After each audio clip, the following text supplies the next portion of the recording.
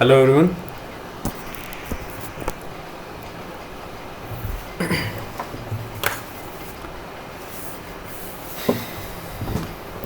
ठीक है, hello everyone, I hope everybody is doing all right. चलिए शुरू करते हैं। इस वीडियो के अंदर क्या डिस्कस करने वाले हैं बताओ। इस वीडियो के अंदर एक तो बेसिक अपन रिवीजन करेंगे, है ना, कुछ थोड़ी बहुत चीज़ें जो अपन ने कल पढ़ी थी उसका, ठीक है। और वो रिवीजन के अलावा और क्या करेंगे, इस रिवीजन के अलावा इस वीडियो के अंदर अपन प्राइमरीली प्रेसिपिटेशन, ठीक है, क्या करेंगे, प्रेसिपिटेशन एंड साइक्लोन्स, ठीक है। साइक्लोन्स अगर हुआ तो, नहीं तो फिर नेक्स्ट वीडियो में बना देंगे, जैसे दो वीडियो के अंदर डिवाइड कर देंगे जो भी होगा, ठीक है। चलो पहले थोड़ा बहुत रिवीजन कर लेते हैं भाई, क्या पढ़ा। तो रिवीजन है ना, कल अपन ने शुरू कर रहे थे, कल अपन ने ह्यूमिडिटी से स्टार्ट करा था, है ना। ह्यूमिडिटी के अंदर पहला कंसेप्ट अपन ने देखा था रिलेटिव ह्यूमिडिटी का, नहीं सॉरी एब्सोल्यूट ह्यूमिडिटी का, है ना, ठीक है। एब्सोल्यूट ह्यूमिडिटी का क्या मतलब होता है, एक्चुअल अमाउंट, है ना, एक्चुअल अमाउंट जो वाटर वेपर प्रेजेंट है किसमें, एटमॉस्फेयर में एट अ गिवन टेम्परेचर, ठीक है। रिलेटिव ह्यूमिडिटी क्या होता है, this actual amount compared with, ठीक है, the total capacity of the water, ठीक है, sorry the air which the water vapour can hold, ठीक है। और इसको अपन हमेशा परसेंटेज के अंदर लिखते हैं, ठीक है। ह्यूमिडिटी का ये चीज़ अपन ने देख ली थी। नेक्स्ट अपन ने देखा था कि भाई इसका अपन ने डिस्ट्रीब्यूशन देखा था, कहाँ पे कितना है। तो अपन ने देखा था कि ओशियंस के अंदर ज़्यादा ह्यूमिडिटी होती है, कॉन्टिनेंट्स के अंदर कम होती है, ऑब्वियस रीजंस है, ठीक है। और उसके बाद अपन ने देखा था कि इक्वेटर के ऊपर ज़्यादा होती है और पोल की तरफ जैसे जैसे जाते हैं तो वैसे वैसे कम होती जाती है, ठीक है। उसके बाद अगली चीज़ क्या देखी थी बताओ ह्यूमिडिटी के अंदर, ठीक है, ये देख लिया था। फिर अपन ने मेरे ख्याल से फॉग और मिस्ट का कंसेप्ट देखा था, है ना, फॉग एंड मिस्ट वगैरह, ड्यू वगैरह, कंडेंसेशन वगैरह, वो पूरा प्रोसेस देख लिया था। तो एक्चुअली क्या हो रहा है बताओ, सबसे पहले ड्यू से स्टार्ट करा था अपन ने, है ना। और ड्यू फॉर्मेशन कैसे होता है, देखो भाई वाटर वेपर जितनी होल्ड करनी थी उतनी होल्ड कर ली। रिलेटिव ह्यूमिडिटी ने अपन को बता दिया कि भाई कब जो है बारिश होने वाली है, और एब्सोल्यूट ह्यूमिडिटी ने अपन को बता दिया कितनी बारिश होने वाली है, ठीक है। अब लेट से भाई ज़रूरी नहीं है कि वह हर बार बारिश हो ही हो, ठीक है। तो ड्यू भी हो सकती है। ड्यू क्या चीज़ होती है, ड्यू वो बूंदें होती है जो आपको जो है सुबह सुबह देखने को मिलती है, या फिर आप जो है कहाँ पे गाड़ी के ऊपर या फिर कांच पे या फिर जो है प्लांट्स वगैरह के ऊपर यहाँ पे देखने को मिलती है ना, ठीक है, अर्ली मॉर्निंग। उसके अलावा जो है आप अगर ग्लास के अंदर ठंडा पानी भरते हो तो ग्लास के आसपास जो बूंदें इकट्ठा हो जाती है वो सब ड्यू हो गई, ठीक है। देन ये जो चीज़ हो रही है कैसे हो रही है, कंडेंसेशन से हो रही है। कंडेंसेशन क्या प्रोसेस होता है, कंडेंसेशन के अंदर जब एक गैस यानी कि वाटर वेपर गैस, ठीक है, वो लिक्विड के अंदर बदलती है यानी कि वाटर मॉलिक्यूल्स, ठीक है। तो फिर उसे अपन क्या कहते हैं, उसे अपन कंडेंसेशन कहते हैं। क्या कहते हैं, कंडेंसेशन कहते हैं, ठीक है। और ये जो कंडेंसेशन होता है, एक मिनट, ठीक है, ये जो कंडेंसेशन होता है, इस कंडेंसेशन का ही एक टाइप ड्यू है। और कौन से टाइप्स हैं, क्लाउड्स एक टाइप है, फॉग एक टाइप है, मिस्ट एक टाइप है ना, ये सारे के सारे अलग अलग टाइप्स हैं। तो गैस से लिक्विड के अंदर हो गया। जब भी ड्यू पॉइंट अचीव हो जाएगा, ड्यू पॉइंट वो टेम्परेचर है जिसके बाद एयर जो है और ज़्यादा मॉइस्चर होल्ड नहीं कर सकती है, वो ऑलरेडी सैचुरेशन लेवल पर आ गई है। सैचुरेशन लेवल का मतलब 100% मॉइस्चर कैपेसिटी अचीव कर ली है। एक बार ड्यू पॉइंट अचीव हो गया, उसके बाद अगर टेम्परेचर गिरता है तो फिर क्या होगा, कंडेंसेशन होगा, और उस कंडेंसेशन से अपन को ड्यू देखने को मिलेगी, क्लाउड्स देखने को मिलेंगे, फॉग मिस्ट वगैरह देखने को मिलेगी। ड्यू अपन ने देख लिया क्या होता है। नेक्स्ट चीज़ आती है फॉग। क्या होता है, तो फॉग जो है मिनी क्लाउड्स होते हैं। ये मिनी क्लाउड्स कहाँ पर बनते हैं, ये ज़मीन के पास में बनते हैं। जब ज़मीन के पास में, सरफेस एरिया के पास में जो है डस्ट पार्टिकल्स काफ़ी सारे होते हैं, ठीक है। तो जब एडिक्वेट मात्रा में डस्ट पार्टिकल्स वगैरह होते हैं तो अपन को ये चीज़ देखने को मिलती है। देन अपन ने मिस्ट देखा था। फॉग में और मिस्ट में बस इतना सा ही फर्क होता है कि फॉग जो है इसके अंदर विजिबिलिटी जो है, ये मॉइस्चर देखा था सबसे पहला, तो यहाँ पे मॉइस्चर ही देखा था मेन इंपॉर्टेंट। एक विजिबिलिटी वाला भी आता है, उसको अपन यहाँ पे कंसिडर नहीं करा, ठीक है। तो मॉइस्चर के अंदर ये है कि फॉग में थोड़ा मॉइस्चर कम होता है, मिस्ट में थोड़ा मॉइस्चर ज़्यादा होता है, ठीक है। देन उसके बाद डस्ट हो गया, है ना। फिर अपन ने प्रेसिपिटेशन क्लाउड्स वगैरह देखे थे, तो क्लाउड्स के अंदर अपन ने क्या चीज़ देखी थी बताओ? क्लाउड्स के अंदर अपन ने ये देखा था कि ये जो अपर एटमॉस्फेयर के अंदर बनते हैं, अगर अप ड्राफ्ट वगैरह जाएगा कोई तो वो यहाँ से डस्ट पार्टिकल्स को लेकर ऊपर जाएगा, वो डस्ट पार्टिकल्स हाइग्रोस्कोपिक न्यूक्लियाई की तरह काम करेंगे, है ना। तो नेक्स्ट अपन क्लाउड्स वाले चैप्टर के ऊपर आ गए थे। उस क्लाउड्स वाले चैप्टर में अपन ने हाइग्रोस्कोपिक न्यूक्लियर यहीं से शुरू करा था, जिसके अंदर पहला टॉपिक अपन ने देखा था क्लाउड फॉर्मेशन। तो क्लाउड फॉर्मेशन में अपन ने क्या समझा था? क्लाउड फॉर्मेशन अपन ने देखा था कि हाइग्रोस्कोपिक न्यूक्लियाई या फिर कंडेंसेशन पार्टिकल्स, जो कि क्या होते हैं, जो कि डस्ट होती है, स्मोक होती है और सॉल्ट्स होते हैं, ठीक है, सी सॉल्ट्स वगैरह ये सारे सॉल्ट्स होते हैं, ठीक है। तो ये जो सॉल्ट्स हैं ये जब अपर एटमॉस्फेयर के अंदर पहुंचते हैं तो ये अट्रैक्ट करते हैं वाटर मॉलिक्यूल्स को अपने आसपास, है ना, और फिर वाटर मॉलिक्यूल्स को अट्रैक्ट करके फिर इसके जैसे जो और डस्ट पार्टिकल्स वगैरह ऐसे जो क्लाउड पार्टिकल्स वगैरह बनते हैं, ये मिलके पूरा का पूरा एक क्लाउड बना देते हैं, ठीक है। इन क्लाउड्स के फिर अपन ने अलग अलग टाइप्स देख लिए थे। कितने टाइप्स देखे थे भाई? तो 3 तो अपन ने हाइट के बेसिस पर देखे थे, एक अपन ने हॉरिजॉन्टल बेसिस पर देखा था, एक अपन ने वर्टिकल बेसिस पर देखा था और एक अपन ने रेन के हिसाब से देखा था, है ना।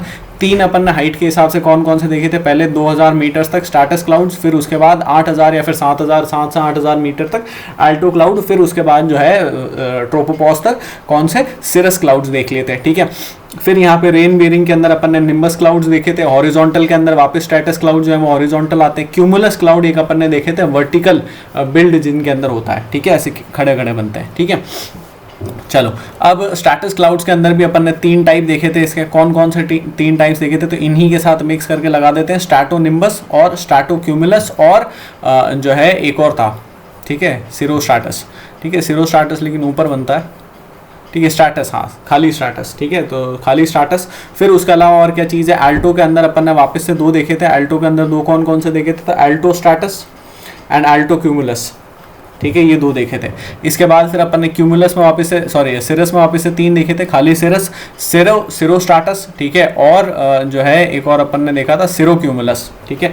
ये 3 अपन ने यहाँ पर देखे थे। निम्बो के अंदर निम्बोस्ट्रैटस गिनी लिया, है ना, और दूसरा निम्बो क्यूमुलस, ठीक है, क्यूमुलोनिम्बस, सॉरी, क्यूमुलोनिम्बस, ठीक है। अब क्यूमुलस के अंदर एक क्यूमुलस होता है और एक क्यूमुलोनिम्बस होता है ना, ठीक है। स्ट्रैटस वगैरह ये अपना हो गया है, चलो गुड। अब इसके अंदर क्या है? रेन बेरिंग क्लाउड, इनके अंदर बारिश वगैरह होती है, थंडरबोल्ट, लाइटनिंग वगैरह ये सारी चीज़ें देखने को मिलती है। क्यूमुलोनिम्बस क्लाउड जो है बहुत बड़े होते हैं, ऊपर से एनुअल टॉप बनाते हैं, ठीक है। ये सारी चीज़ अपन ने देख ली थी। नीचे सरफेस से जो है 1-2 किलोमीटर हाइट पर होते हैं और ठेठ ट्रोपोपॉज तक चले जाते हैं, बहुत ज़्यादा 10-12 किलोमीटर उसके पार भी जा सकते हैं, ठीक है। तो काफ़ी ज़्यादा हाइट होती है इनकी।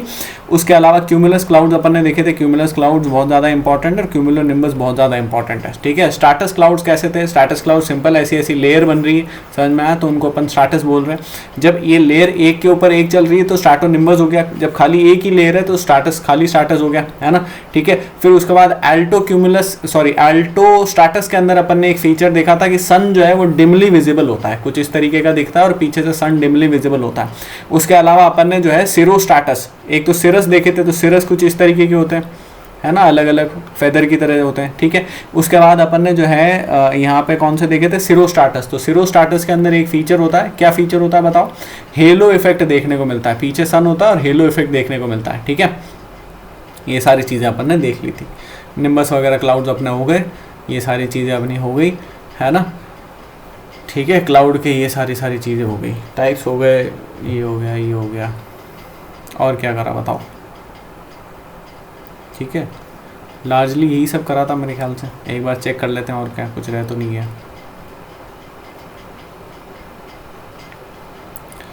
परसेंटेज एब्सोल्यूट ह्यूमिडिटी हो गया अपना, ठीक है, एब्सोल्यूट ह्यूमिडिटी हो गया, रिलेटिव ह्यूमिडिटी हो गया, रीजन हो गया, स्टैंडर्ड सैचुरेटेड एयर हो गया, ड्यू पॉइंट हो गया, ड्यू एंड फ्रॉस्ट हो गया, ठीक है, कंडेंसेशन वगैरह ये सब मैंने बता दिया, टेम्परेचर डिक्रीज वगैरह बता दिया, फॉग हो गया। स्मॉग नहीं हुआ। स्मॉग क्या चीज़ होती है? जो स्मोक, जब इंडस्ट्रियल एरिया, अर्बन एरिया जहाँ पर जो है पॉल्यूशन वगैरह ज़्यादा होता है, एग्जॉस्ट वगैरह ज़्यादा होता है, तो उस केस के अंदर फॉग और स्मोक ये दोनों मिक्स हो जाते हैं, ठीक है, और स्मॉग बनाते हैं, ठीक है। फिर उसके अलावा अपन ने और क्या चीज़ देखी थी? मिस्ट जो है माउंटेन रीजन्स के अंदर ज़्यादा होती है, ये एक और पॉइंट है, ठीक है। इसके अलावा क्लाउड फॉर्मेशन ये रहा, इसके अंदर माइन्यूट वाटर ड्रॉपलेट्स होते हैं या फिर टाइनी आइस क्रिस्टल्स होते हैं, दोनों चीज़ें हो सकती है। एग्रोस्कोपिक न्यूक्लिया, इन सब चीज़ों की वजह से कंडीशंस कौन कौन सी चाहिए होती है, अगेन वेरी इंपॉर्टेंट, ठीक है। तो कंडीशंस कौन कौन सी चाहिए होती है? पहली, कंडेंसेशन मॉलिक्यूल्स यानी हाइग्रोस्कोपिक न्यूक्लिया होना चाहिए, दूसरा ड्यू पॉइंट होना चाहिए और तीसरा अप ड्राफ्ट होना चाहिए। अब अप ड्राफ्ट तीन तरीकों से हो सकता है। एक कन्वेक्शन के द्वारा, ठीक है, सिंपल नॉर्मल कन्वेक्शन के द्वारा ऐसे ऊपर जा रहा है, ठीक है, ये देखो कन्वेक्शन के द्वारा, ठीक है। दूसरा यहाँ पे अप ड्राफ्ट मतलब हवा का ऊपर जाना, सिंपल सी बात है कि 3 तरीकों से जा सकता है, ठीक है।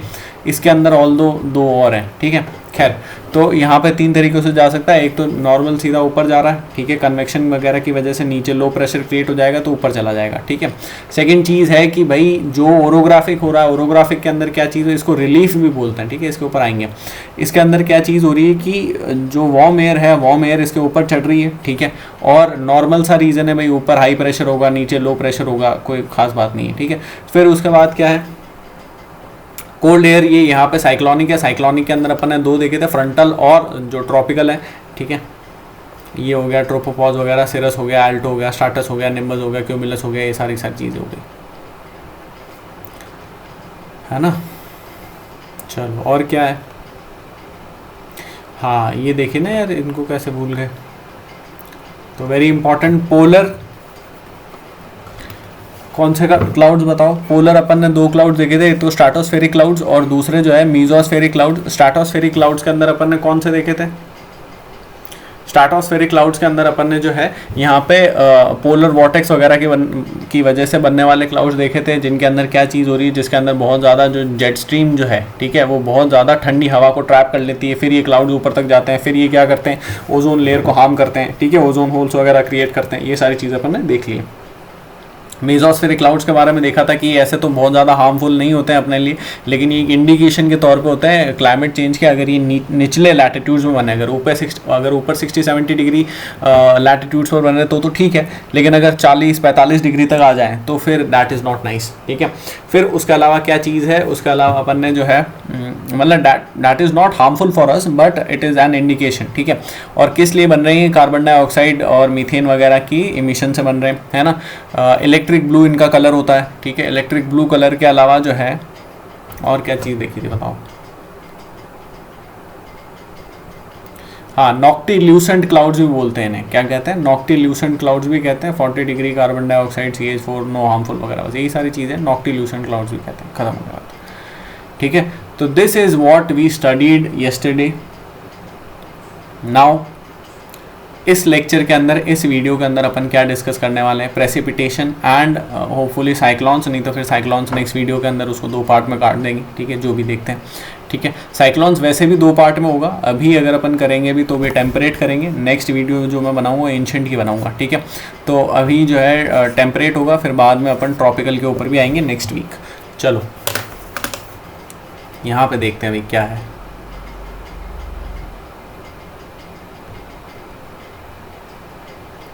तो प्रेसिपिटेशन पर आने से पहले जन सूचना क्या है भाई। अगर ये वीडियो आपको अच्छा लगे, अभी बहुत बाकी है, अगर ये वीडियो आपको अच्छा लगे तो वीडियो को लाइक करें, नहीं लगे डिसलाइक करें और ज़्यादा से ज़्यादा दोस्तों को शेयर करें। चैनल को अगर अभी तक सब्सक्राइब नहीं करा है तो please do subscribe, bell icon को प्रेस कर दें ताकि आपको रेगुलर जो भी वीडियोस वगैरह प्रीमियर होते रहते हैं उनकी इन्फॉर्मेशन मिल जाएगी। जैसे अभी एक जो है वो यहाँ पे यूट्यूब के ऊपर शायद आए नहीं आए, आई एम नॉट श्योर, लेकिन अभी जैसे ज्योति मैम जो है वहाँ पे क्लास ले रहे हैं टेलीग्राम के ऊपर, ठीक है, तो उसको भी आप देख सकते हैं। कुछ पुराने वीडियोस वगैरह हैं, उनके लिंक कहाँ हैं, डिस्क्रिप्शन के अंदर है। अगर आपके कुछ भी क्वेश्चंस हो, क्वेरीज हो, डाउट्स हो, फीडबैक हो, पॉजिटिव हो, नेगेटिव हो, कुछ भी चीज़ हो तो उसको आप फ्रीली कमेंट सेक्शन के अंदर लिख सकते हैं। टेलीग्राम ग्रुप की लिंक भी मैंने डिस्क्रिप्शन में डाल दी है, तो वहाँ पर भी अगर आपको कुछ लिखना है तो आप वहाँ पर भी लिख सकते हैं। कोई भी क्वेश्चन वगैरह पूछना है, अक्सर लोग पूछते हैं, ठीक है, तो आप वहाँ पर भी लिख सकते हैं। चलो प्रेसिपिटेशन से स्टार्ट करते हैं भाई। प्रेसिपिटेशन के अंदर प्रोसेस क्या चीज़ हो रही है पहले तो ये समझ लेते हैं, फिर बाकी की चीज़ें अपन करते रहेंगे अंदर, ठीक है। What exactly is happening in precipitation, भाई प्रेसिपिटेशन में हो क्या रहा है।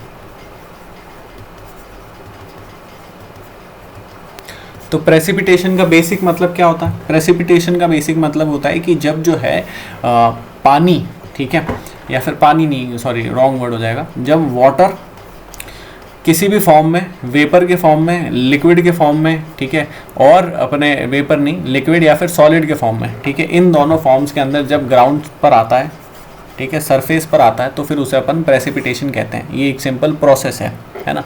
ये प्रोसेस जो है कहाँ से हो रहा है, क्लाउड से हो रहा है, ठीक है। प्रेसिपिटेशन किसके बाद होता है, कंडेंसेशन के बाद होता है, ये सब अपन समझ गए। अभी now this condensation, adiabatic cooling वगैरह, this is very important. Adiabatic cooling अपना हो चुका है, कंडेंसेशन अपना हो चुका है, ड्यू पॉइंट अपना हो चुका है। ये सारी चीज़ों के ऊपर ही अपन प्रेसिपिटेशन को बिल्ड करने वाले हैं, ठीक है। अब क्या चीज़ हो रही है, लेट्स से यहाँ पर क्लाउड्स हैं। क्लाउड्स कैसे बने, कंडेंसेशन से बने, है ना। पहले ऊपर डस्ट पार्टिकल्स गए, उन्होंने जो है टेम्परेचर वगैरह कम हुआ, टेम्परेचर कम होने की वजह से यहाँ पर पानी वगैरह अट्रैक्ट करा, क्लाउड बन गया।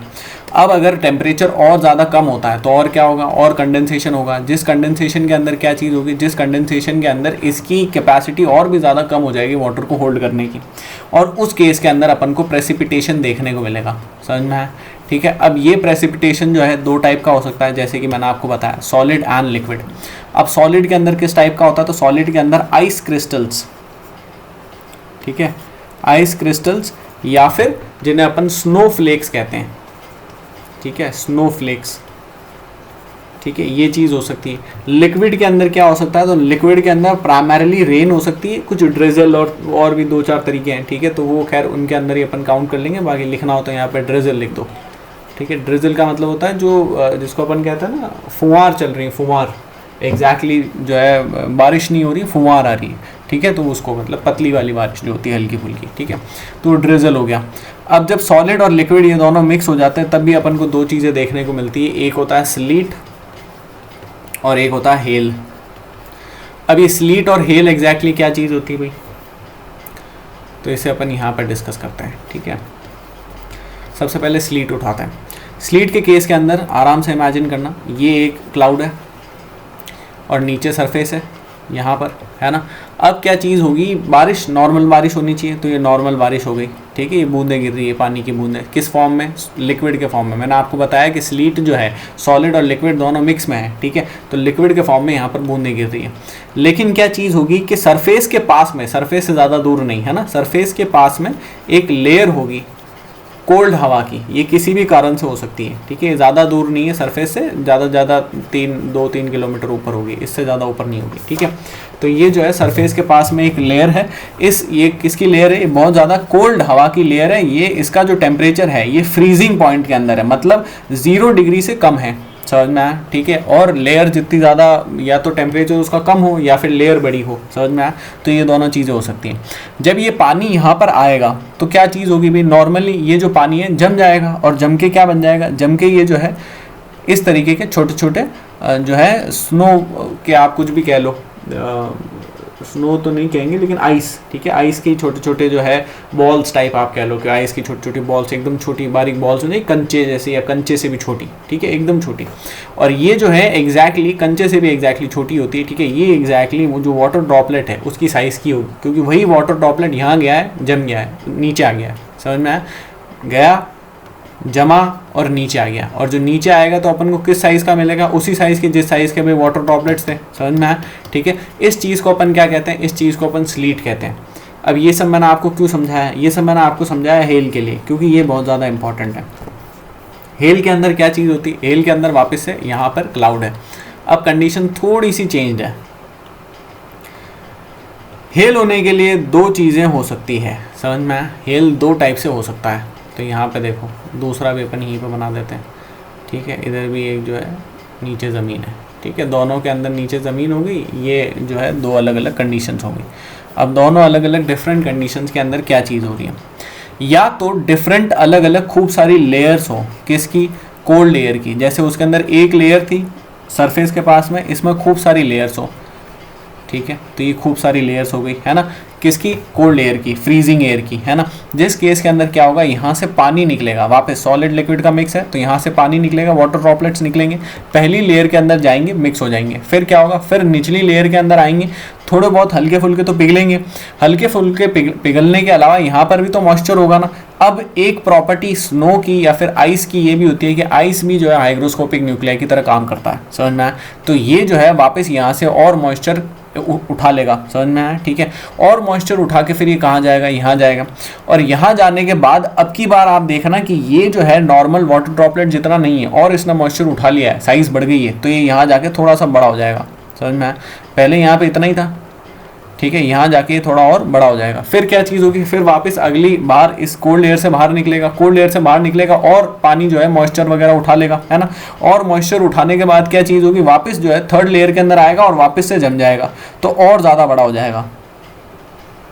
तो इतने इतने बड़े हो गए, समझ में आया। और फाइनली ये इतने इतने बड़े जो हैं ये नीचे ज़मीन पर गिरेंगे, ठीक है, जिसकी वजह से क्या होगा, जिसकी वजह से गाड़ियों के शीशे फूट जाएंगे, और जो है किसी के लग भी सकती है, और भी काफ़ी कुछ। ये कितने बड़े हो सकते हैं, तो ये जो है कंचों से तो बहुत बड़े हैं, ठीक है, मतलब कंचों की साइज़ के भी हो सकते हैं, लेकिन कंचों की साइज़ से लेकर के जो एक अपनी स्क्वैश वगैरह की जैसे बॉल हो गई, ठीक है, ऐसी बॉल्स जैसे होते हैं बड़े से, ऐसे कौन सी बॉल बताऊँगा, एक फ़ोटो है गूगल के ऊपर सर्च करना, वो एक ऐसी लड़की है, उसने हाथ में ऐसे 3 ऐसे ले रखी है, तो बहुत बड़े बड़े हैं, ठीक है। तो नाउ द थिंग इज़ कि ये जो इतने बन रहे हैं किस वजह से बने हैं, तो कंसेंट्रिक लेयर्स के द्वारा जो पास हुआ है इससे बन रहे हैं। दैट्स वाई ये जो हेल है, ये हेल भी एक सिंगल लेयर में होती है या फिर मल्टीपल लेयर के अंदर होती है, तो मल्टीपल लेयर्स के अंदर होती है, ठीक है, समझ में आया, ठीक है, ऊपर और ऊपर और ऊपर, ऐसे आपको जो है उसके अंदर लेयर पे लेयर नजर आएगी, ठीक है।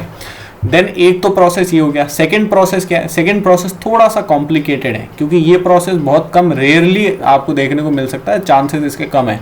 सेकंड प्रोसेस थोड़ा सा कॉम्प्लिकेटेड है, ये समर्स में भी हो सकता है, इसको समझना है। इसलिए अक्सर अपन देखते हैं कि भाई समर्स के अंदर भी ओले गिर रहे हैं, अपन कहते हैं ना ओले गिर रहे हैं, ठीक है, तो समर्स में भी हो सकता है और विंटर्स में भी हो सकता है, ठीक है, और समर्स में इनफैक्ट ज़्यादा फेवरेबल होता है।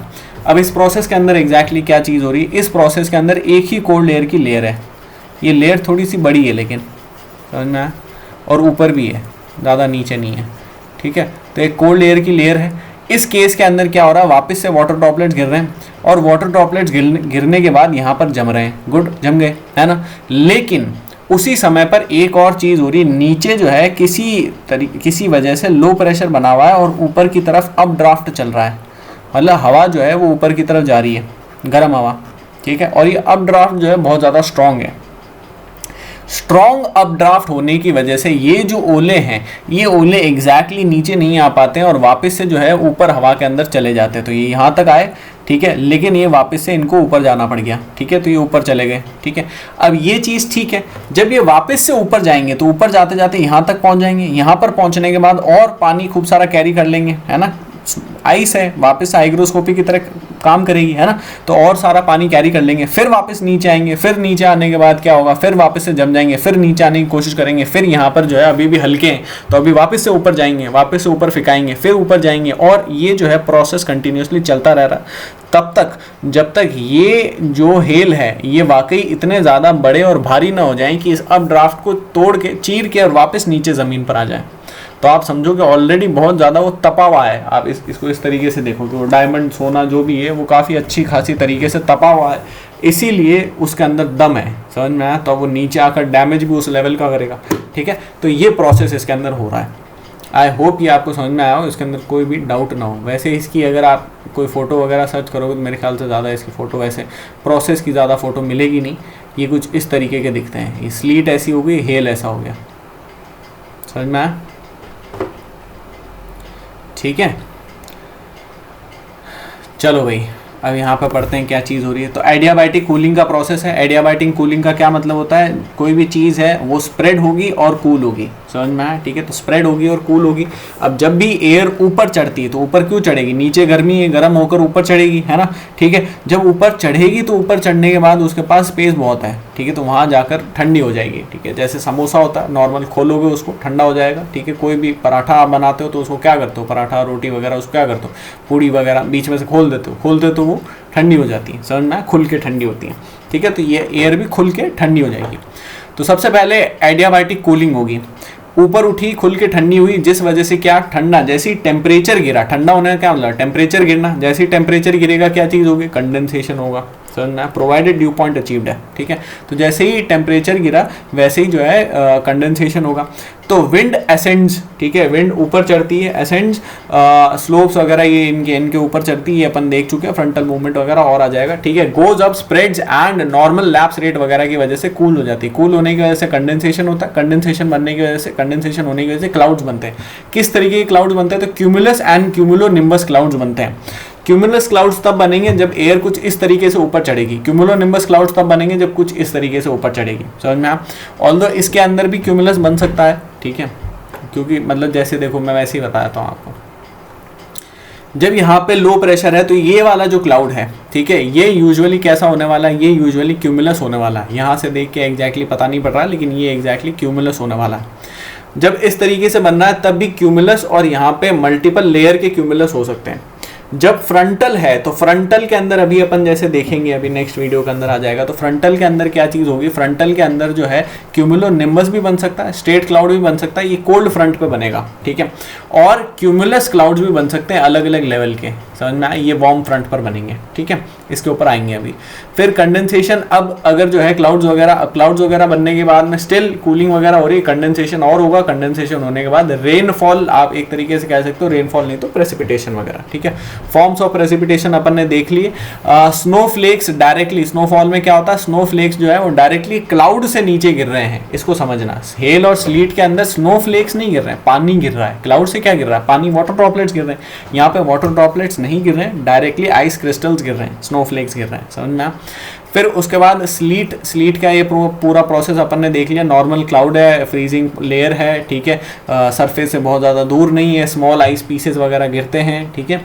फिर इसके बाद क्या चीज़ होती है? नेक्स्ट अपन ने हेल देख लिया। हेल दो तरीके की हो सकती है, या तो ऐसे देखो 1 2 3 ऐसी 3 तरीके के अलग अलग लेयर्स हैं, उनमें से पास हो रहा है, समझ में आया, ठीक है। और आइस जो है हर बार और पानी उठाता जा रहा है बीच में, ठीक है, और फ्रीज होता जा रहा है, ठीक है। या फिर क्या चीज़ होती है कि यहाँ पे नीचे जो है स्ट्रॉन्ग अपड्राफ्ट वगैरह चल रहा है, ये पूरा प्रोसेस अपन ने देख लिया। लास्ट चीज़ आती है कि वर्ल्ड डिस्ट्रीब्यूशन ऑफ रेनफॉल। क्या चीज़ आती है? World distribution of rainfall.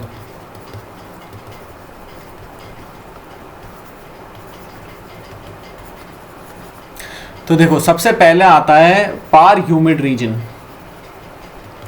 Par humid reason या फिर वेरी ह्यूमिड रीजन या फिर एक्सट्रीमली ह्यूमिड, या आप कुछ भी कह लो, ठीक है। तो इस टाइप का जो रीजन होता है इसके अंदर 200 सेंटीमीटर से ज़्यादा की रेनफॉल होती है पर एनम, पर ईयर, ठीक है। और ये रीजन्स कौन कौन से हो गए? तो जैसे कि इक्वेटोरियल रीजन हो गया। इक्वेटोरियल रीजन के अलावा जो वेस्टर्ली के अंदर, अब यहाँ पे समझना है ये वाला, थोड़ा सा इसको आराम से समझना। अपन ऑलरेडी क्या पढ़ चुके हैं? ईस्टर्ली वेस्टर्ली पढ़ चुके हैं, है ना, ठीक है। ईस्टर्ली वेस्टर्ली वगैरह पढ़ चुके हैं। ईस्टर्ली, ट्रॉपिकल ईस्टर्ली कैसे चल रही है? ऐसे चल रही है। वहीं पर वेस्टर्ली कैसे चल रही है? कुछ इस तरीके से चल रही है। और वापस से पोलर ईस्टर्ली इसी डायरेक्शन में चल रही है, जैसे यहाँ पे बन रखा है, समझ में आया? तो पोलर ईस्टर्ली वापस इसी डायरेक्शन में चल रही है। अब मुझे एक बात बताओ, अगर कोई इक्वेटर के ऊपर कोई रीजन होगा, वैसे इक्वेटर के ऑल्दो कंडीशंस वो थोड़ी सी अलग हो जाती है, बट मान लो कि भाई इस ट्रॉपिकल रीजन के अंदर कोई रीजन होगा, यहाँ पर बीच में आप मान लो कि भी मैंने कॉन्टिनेंट खड़ा कर दिया, और यहाँ पर अगर ओशन है तो ये जो विंड है ये यहाँ से मॉइस्चर पिक करेगी और इधर बारिश करेगी, फिर इधर बारिश करेगी और फिर इधर बारिश करेगी, समझ में? दिस इज़ इम्पॉर्टेंट, 3 बार जो मैंने बोला, this is very very important. इधर बारिश करेगी, फिर इधर बारिश करेगी और फिर इधर बारिश करेगी। इसका क्या मतलब होता है? इसका ये मतलब होता है कि भाई जब यहाँ से मॉइस्चर पिक करा तो मैक्सिमम बारिश कहाँ करेगी? फर्स्ट केस के अंदर करेगी, उससे कम फिर सेकंड में होगी, और थर्ड के अंदर ज़्यादा बचेगी ही नहीं बारिश। इसीलिए आप देखोगे कि सरफेस के ऊपर यहाँ पर जब जो है अपन बायोम्स और जो ग्लोबल क्लाइमेटिक रीजन वाला वो वाला पार्ट जो करेंगे, ठीक है, वर्ल्ड क्लाइमेटिक रीजन वाला, तो उसके अंदर अपन देखेंगे कि जो वेरी फर्स्ट है ईस्टर्न, ये यहाँ पे जो भी ईस्टर्लीज वगैरह है, तो ईस्टर्लीज वगैरह के अंदर सबसे पहले अपन को जो है डेंस फॉरेस्ट देखने को मिलते हैं, फिर अपन को ग्रास लैंड्स देखने को मिलते हैं, फिर उसके बाद अपन को एरिड रीजन्स देखने को मिलते हैं। एग्जाम्पल क्या है इसका एग्जाम्पल देखो, तो जैसे अपना क्या कहते हैं, यहाँ पे देख लो, इंडिया में ऑल्दो वो थोड़ी सी कंडीशन वैसे लागू नहीं होगी, ठीक है, जैसे सवाना और सूडान वगैरह उसके अंदर लगता है ये, ठीक है। तो जैसे यहाँ पर देखो, इधर होता है डेजर्ट, इधर सवाना सूडान टाइप के ग्रासलैंड होते हैं, है ना, और इस तरफ जो है ये डेंस फॉरेस्ट होते हैं, ट्रॉपिकल यहाँ पे डेसिडुअस फॉरेस्ट हो सकते हैं, ठीक है। तो ये तरीके के फॉरेस्ट होते हैं। ये ट्रॉपिकल रीजन्स के अंदर हो रहा है। और क्यों हो रहा है? क्योंकि विंड जो है उसने यहाँ से मॉइस्चर पिक करा है और उसके बाद मैक्सिमम बारिश इस तरफ करी है, उससे कम बारिश इस तरफ करी है और इस तरफ बहुत ज़्यादा रेयर बारिश हुई है। समझ में आया? ठीक है। इसलिए वहीं वेस्टर्ली के केस में यही केस उल्टा हो जाए, क्योंकि वेस्टर्ली यूं जा रही है ना। तो इस केस के अंदर क्या होगा? इस रीजन के अंदर, फर्स्ट रीजन के अंदर सबसे ज़्यादा बारिश होगी, ठीक है, या फिर थर्ड ले लो इसको, ठीक है, थर्ड के अंदर सबसे ज़्यादा होगी, सेकंड में उससे कम होगी और फर्स्ट में काफ़ी कम होगी। समझ में आया? ठीक है, गुड। फिर उसके बाद पोलर ईस्टर्ली का ऑल्दो बहुत ज़्यादा रोल नहीं होता है, क्योंकि वहाँ पे मॉइस्चर है ही नहीं, तो क्या बारिश करेगी, वो ज़्यादा उसका खेल नहीं होता। ठीक है, ये चीज़ मैंने आपको बता दी। रेनफॉल वगैरह इक्वेटोरियल कहाँ पर ये भाई इतनी बारिश वगैरह, पार ह्यूमिड रीजन्स कौन कौन से? इक्वेटोरियल है, विंडवर्ड स्लोप्स हैं, वेस्टर्न कोस्टल माउंटेन्स के, ठीक है, उसके अलावा कूल टेम्परेट जोन्स है और मानसून लैंड्स हैं।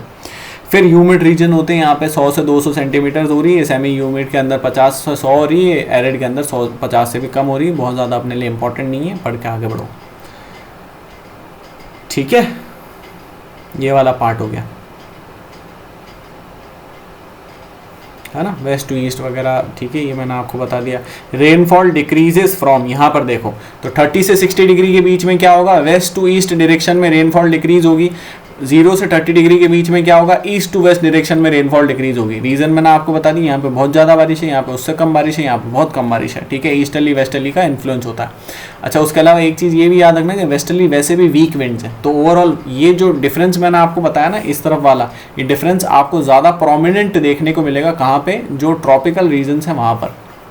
ठीक है, जो टेम्परेट है जहाँ पर वेस्टर्ली चलती है वहाँ पर इतना ज़्यादा प्रोमिनेंट नहीं देखने को मिलेगा, क्योंकि वेस्टर्ली मैंने आपको बताया था वीक विंड्स होती है। ठीक है, वो सिर्फ कहाँ पे स्ट्रांग होती है? सदर्न हेमिस्फीयर में स्ट्रांग होती है, और सदर्न हेमिस्फीयर में चूंकि कॉन्टिनेंट ही बहुत कम है तो ये वाली चीज़ ही होगी नहीं भाई। सवाना और फॉरेस्ट और ये सब डेजर्ट वगैरह तो ज़मीन पर हो रहा है, ज़मीन ही नहीं है। वीक भी इसीलिए है क्योंकि ज़मीन नहीं है, और अगेन ज़मीन नहीं है तो उसका कोई इफेक्ट नहीं है। समझ में आया? ठीक है, तो इसलिए फिर उसके बाद क्या चीज़ है? चलो, यही है इस वीडियो का एंड, और नेक्स्ट वीडियो के अंदर अपन डिस्कस करेंगे साइक्लॉन्स वगैरह को। वीडियो अगर अच्छा लगे तो वीडियो को लाइक करें, वीडियो अच्छा नहीं लगे डिसलाइक करें। चैनल को अगर अभी तक सब्सक्राइब नहीं करा, चैनल को सब्सक्राइब करें, बेल आइकन को प्रेस करें रेगुलर अपडेट्स के लिए, शेयर करें ज़्यादा से ज़्यादा दोस्तों के साथ। Thank you.